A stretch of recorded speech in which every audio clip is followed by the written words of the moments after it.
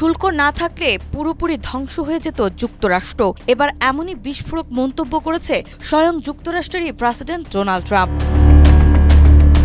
মার্কিন federal appeal আদালত সম্প্রতি ট্রাম্প প্রশাসনের আরোপ করা বেশ কিছু শুল্ক অবৈধ ঘোষণা করেছে। এই রায়ের কঠোর সমালোচনা করেছেন মার্কিন প্রেসিডেন্ট ডোনাল্ড ট্রাম্প। তার দাবি, এসব শুল্ক না থাকলে যুক্তরাষ্ট্র ধ্বংস হয়ে যেত এবং সামরিক শক্তিও ভেঙে পড়ত।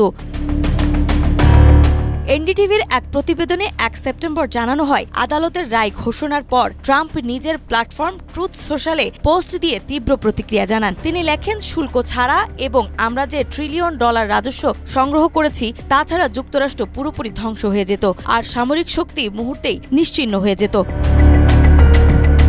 সিএনএন জানায়, গত 29 August federal circuit court of আপিলস রায়ে উল্লেখ করেছে ট্রাম্প প্রশাসন প্রেসিডেন্টের জরুরি ক্ষমতা আইনের অপব্যবহার করে এসব শুল্ক আরোপ করেছিল, যা নির্বাহী ক্ষমতার সীমা লঙ্ঘন এবং সংবিধানের পরিপন্থী, কারণ সংবিধান অনুযায়ী কর ও শুল্ক আরোপের ক্ষমতা কংগ্রেসের হাতে। তবে আদালত জানিয়েছে, আপাতত শুল্ক বহাল থাকবে এবং রায়ের কার্যকারিতা অক্টোবর পর্যন্ত স্থগিত রাখা হয়েছে, যাতে ট্রাম্প প্রশাসন চাইলে সুপ্রিম কোর্টে আপিল করতে পারে।